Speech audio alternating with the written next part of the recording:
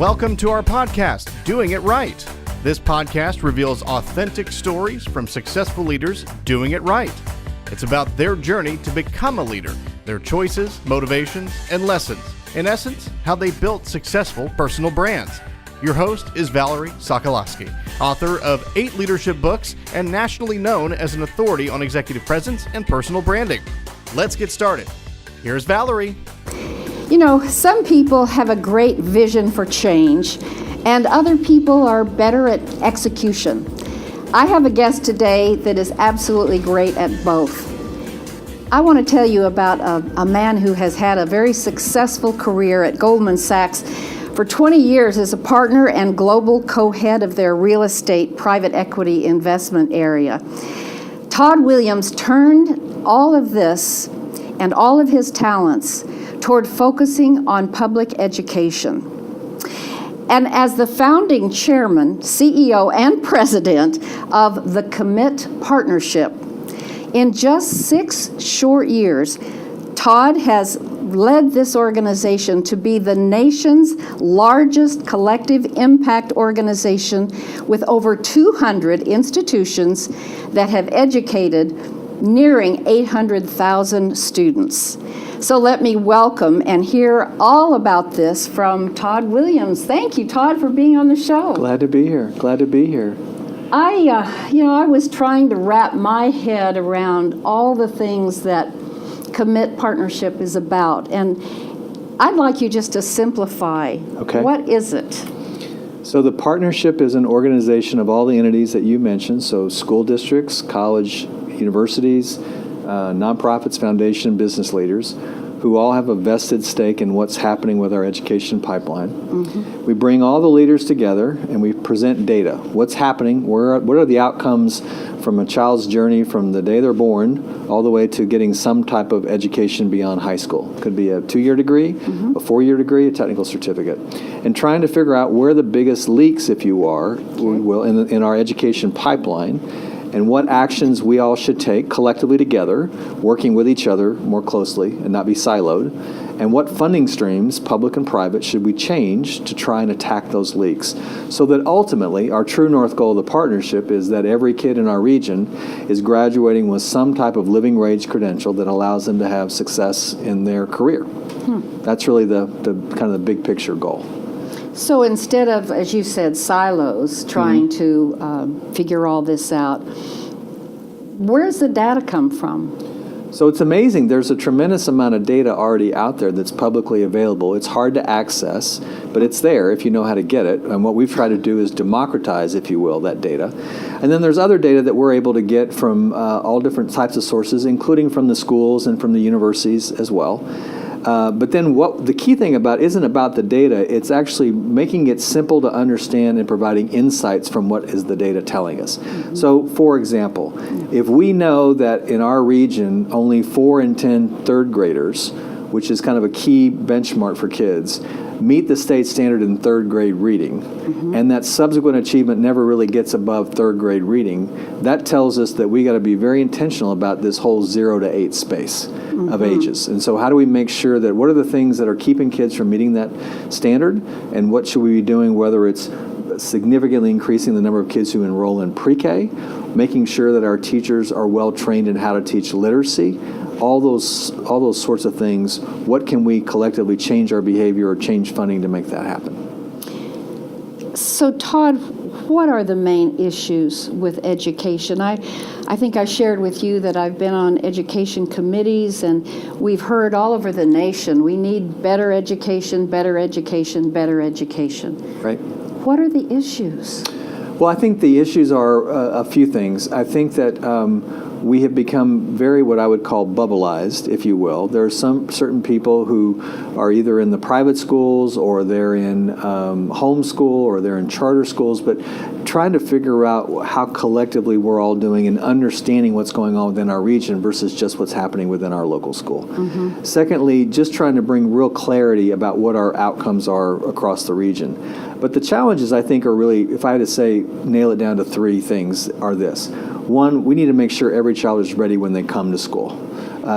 Secondly, we need to make sure that every child has an effective teacher in front of them and that they're led by an effective principal.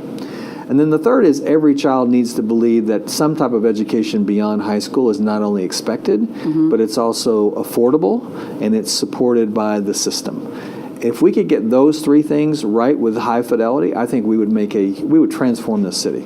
Because right now we have a city that is very much have and have-nots. North of I-30, north of Dallas, generally very strong educational outcomes. That tends to be where our educated adults are living. South of I-30, historical intergenerational poverty, less resources given to those public schools, and low expectations by some, not by the kids, but by some in terms of what those children can achieve.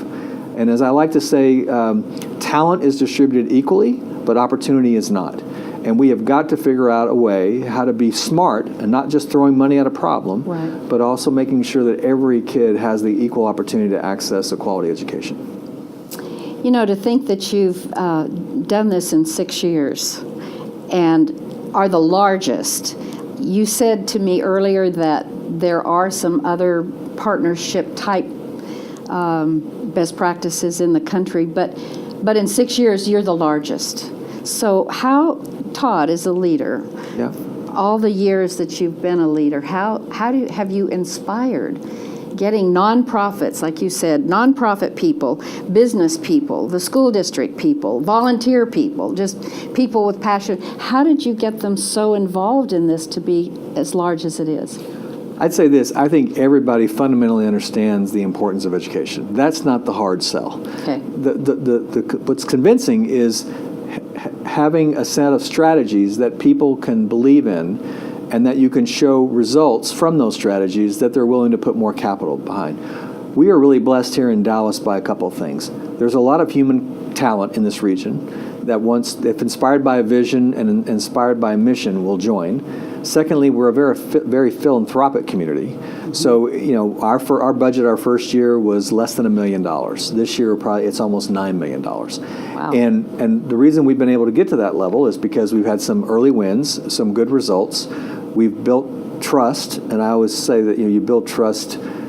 Progress happens at the speed of trust. And so getting all these organizations to trust each other and to trust this backbone organization that we run of about 50 people is critically important. And then we've been able to get national funders to come in, whether it be J.P. Morgan or Bezos, who founded Amazon, or Kellogg, or other foundations, to say, wow, what they've taken on is sizable. It's 500,000 students in K-12. It educates 10% of Texas and 1% of the nation. And if they've got an infrastructure that makes sense and they've got some results, let's go invest there. Wow. That's really impressive. So where does this passion come from for you? Yeah, this passion comes from being one of the kids that I'm trying to help. Really? Yeah, I grew up longer than I care to admit. I grew up in the 70s in Dallas, and grew up in a low-income area. We never owned our home. We had a 10-year-old car that broke down more often than we care to admit.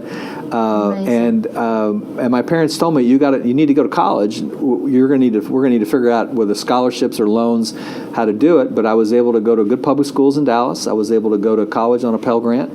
On what kind of a grant? It's called a Pell Grant. It's a U.S. federal grant that is targeted toward low-income students to go to college.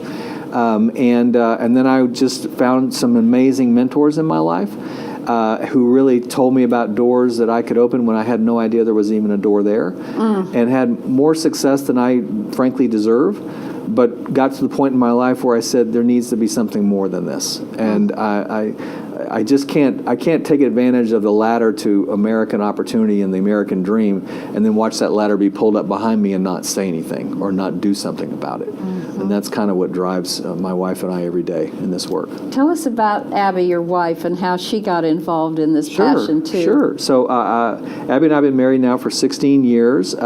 She grew up in a Hispanic community outside San Antonio. Similar background in terms of income levels and challenges. Went to SMU on a full ride, a full scholarship provided by a gentleman that from Fort Worth, and then went on to Goldman Sachs. We met at Goldman and ultimately decided to get married, and we decided initially to start with scholarships for kids who were like us, who needed that kind of mentoring and financial support. Just giving scholarships? Just giving scholarships and mentoring kids. We funded a couple of hundred kids doing that, and then we just over time decided we want to do more.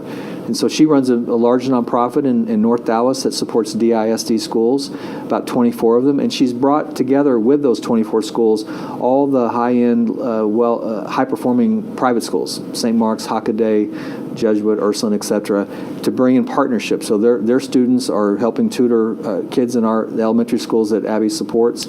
She's brought in a lot of strong professionals who are not working right now but want to be involved. And so she's got a whole team of 25 people who basically work in those schools. And it's a mutual passion of ours because of the lives that we lived. Yes.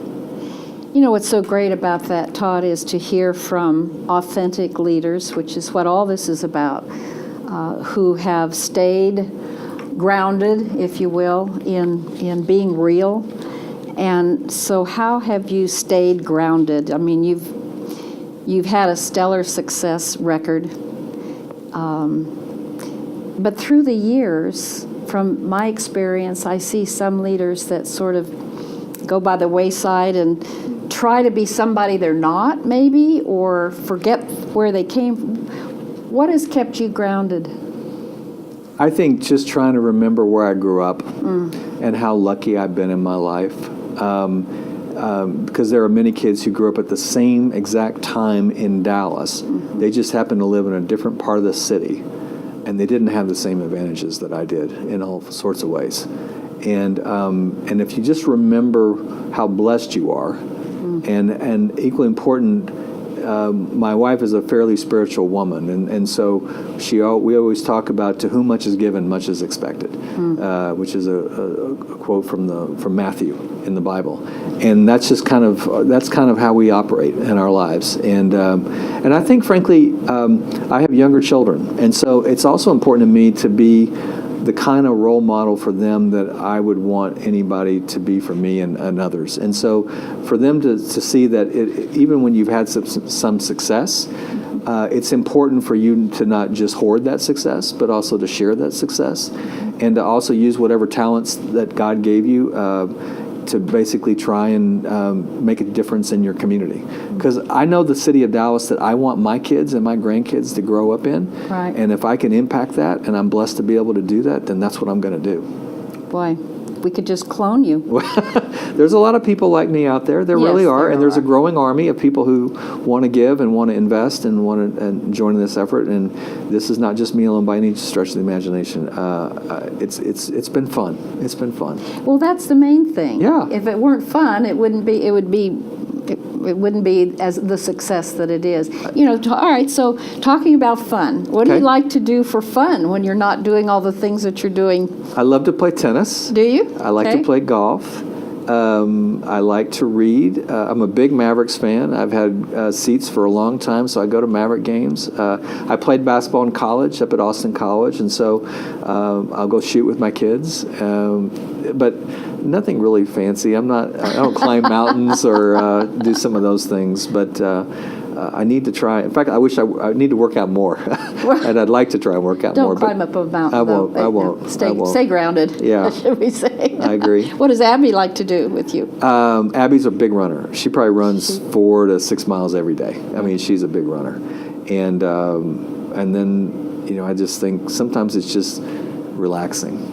Well, relaxing. So you are getting ready to do something really relaxing, which I think is cool, and Yep. having time away. Yep. Tell us what you're going to do. So I'm just going to take a short sabbatical. Abby is as well, and we're going to go abroad. We're going to take our kids out of school, and we're going to homeschool them for a semester, and we're going to go to Australia, New Zealand, and China, and Europe, and frankly in the U.S. and see a lot of things I've never had a chance to see, and just reconnect with my family, reconnect with my kids, and just take a break, just to re-energize a little bit. We need to do that, Todd. We do. We need to do that. I've come to that conclusion. That's good. I'm blessed to be able to do it, and I'm come to that conclusion. I think that's a good thing for all of us to get re-energized. However, we need to do that and have some fun. As I like to say, life is a marathon, not a sprint. And so let's just make sure that we're taking care of ourselves. There you go. You are obviously mentoring a lot of people, and you mentioned previously about a wonderful mentor you had in your basketball years. What did you learn from? Who was it, and what did you learn from him? So his name was Robert Mason. He was my college basketball coach, but more importantly, he was like a second father to me. He had high expectations for me as a student, and I did not want to let him down. And he talked constantly about the need for us to look for the one percenters, those who kind of go above and beyond. And I went to his funeral when I turned 40. I had just become partner at Goldman Sachs, which I thought was the pinnacle for me. But I wasn't all that happy, and I went to his funeral, and I saw just a tremendous number of people who got up and talked about the difference that he had made in their lives. And I walked out of that church that afternoon, and I said, I need to be doing more. And that's when I started with my wife doing the scholarships, and then it's kind of snowballed on top of that to what we're doing today. A basketball coach in college, we never know. We never know, just as individual people, no matter what we're doing in life, just saying something to someone can make a difference. And he obviously saw something really special in you, and that I didn't see in myself, that frankly. you didn't see in yourself. That's true, without a doubt. Mentorship is important, isn't it? It's critical. If you could seek advice, you're giving a lot of advice, but if you could seek advice from anyone in the world, who would it be, and what would you ask? Well, there's one person that I have always admired a lot. His name is Jeffrey Canada, and he founded the Harlem Children's Zone. So this is a man who took on the city of Harlem in New York to try and transform outcomes in education in one of the most difficult places to do so, just given the challenges that existed in that region. And he's done this for 20 some odd years. Still doing it? Still doing it. He's backed away a little bit, but in terms of how, and he has to navigate and work with his local community. He also has to work with pretty large funders, national funders, global funders, to support it. So he's working in boardrooms and he's working on the streets, right? And he needs to have trust and credibility with both areas. And so I've tried to do that, but I could always be better. And he would be a great. I've met him once, and he is a great person. If I could put him in the office next door to me, I would talk to him all the time. I would. He's making a big difference in a place that needs it. Would you have any particular question you'd want to ask? How to effectuate change in areas of parts of the region which may not be inclined to have trust? Give me an example. Well, I mean, think about it. We operate in a city that's been highly segregated for a long time by income and by race. And in a country. And a country. And so when you're navigating those regions and you're working with those communities, everybody's going to have biases both ways, right? And so you're trying to basically, how do you find common ground? Right. And I think he's done that as well as anybody. And trying to find people who have got that skill set. So what were the secrets? How did you create that trust? How did you make that trust perpetuate? How did you bring funders to the table even more so than we have today? Because his organization is bigger than Commit significantly. And And by the way, he's just one of the funniest men I've ever met. Oh, he is. Great sense of humor. Well, he's real. He's very real, extraordinarily real. Isn't that part of what building trust Yeah. in companies too? I mean, you had 20 years at Goldman, and what do we know?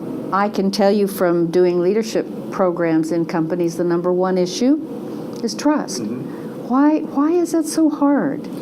Well, as someone said to me, when people leave an organization, they don't leave the organization, they quit the leader often. And so trust is critical. And when I worked at Goldman and as I've tried to build Commit, the two key things I've always focused on, which is one, hire your people one by one. Be very, very intentional. Don't settle. Make sure you try and get the best talent you can, even if it's going to take you longer and you have to pay more for it. The second thing I would say is set a vision that inspires them. Because if you set a vision that inspires them, whether it's making money at Goldman or whether it's having impact in Dallas, and they believe that you are capable of helping execute that vision, you will attract talent that you otherwise might find hard to attract. But then they have to believe that you believe in them and that you believe in and are purposely mentoring their career. Because the more you invest in them and the more you grow them and push them and help them and support them, the better leader they're going to be. Sometimes the more ineffectual leaders are the ones that when they get to a certain level, they seem hesitant to have really strong people around them.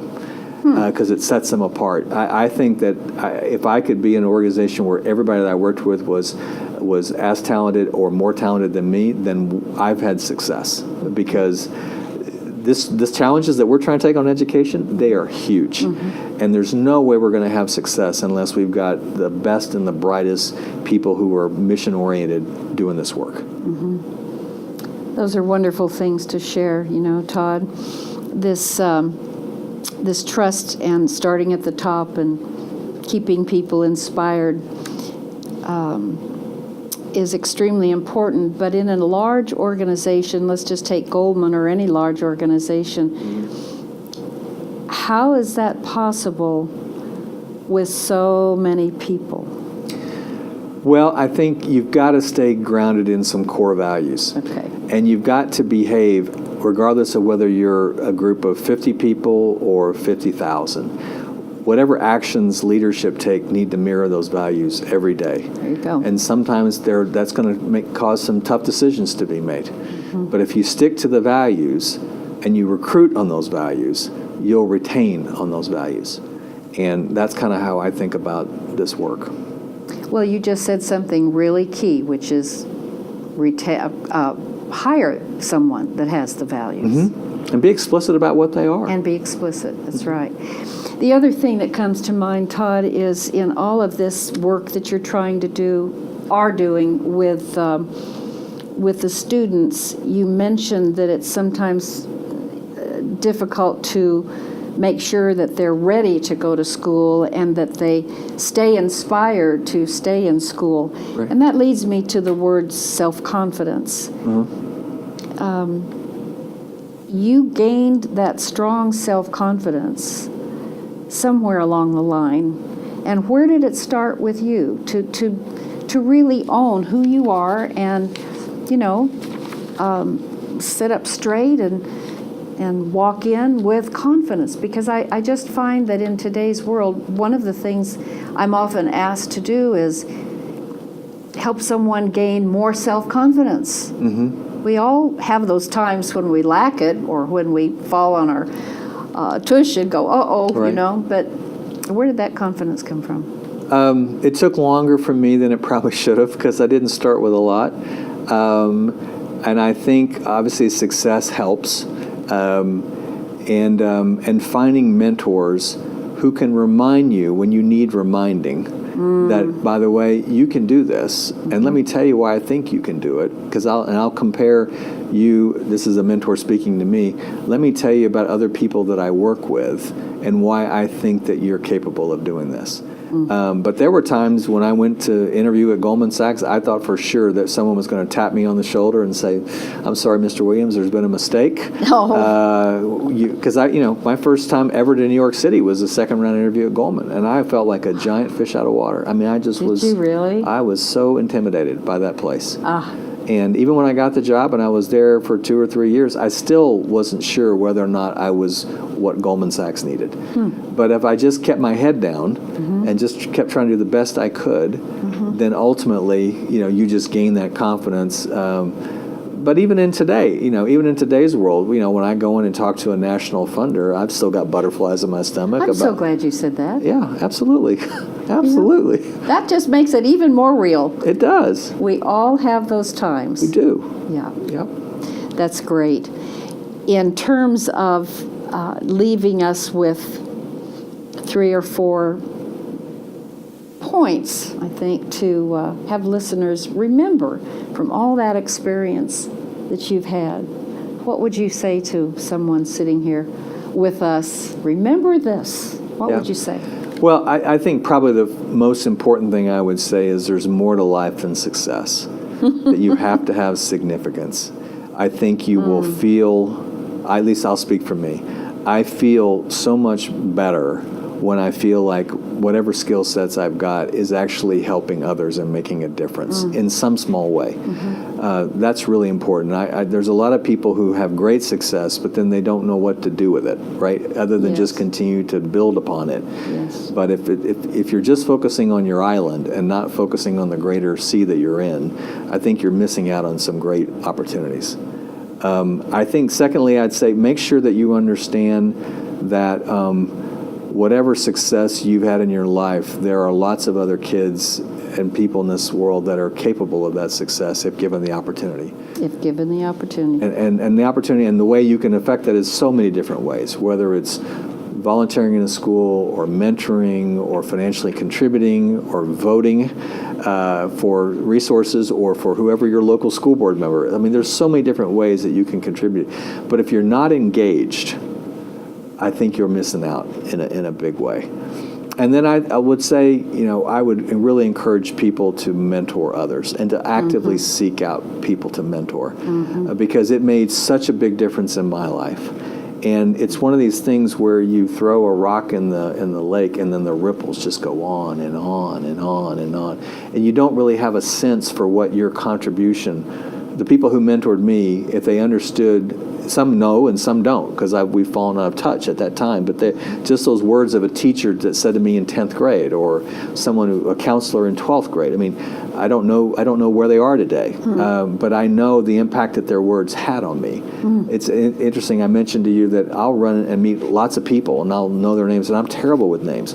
But I'll remember teachers and counselors, Miss McGowan and Miss Keeler and Miss Exner from 50 years ago, right? And so that's really important. So those are the kind of 3 things that jump to my mind for me. Well, those are 3 great things. When you said remembering teachers, wouldn't it be interesting if we did know, I'm just kind of throwing it out there to our listeners and talking to myself too, if we did know where a teacher was and we hadn't ever let that person know, or anyone, doesn't have to be a teacher, but someone that impacted them in their life, maybe that would be something a listener could say, I need to let that person know. Yeah, it's interesting. I was blessed enough I gave scholarships in honor of several professors at Austin College who made a difference in my life, and they didn't really know about it. And it was one of the best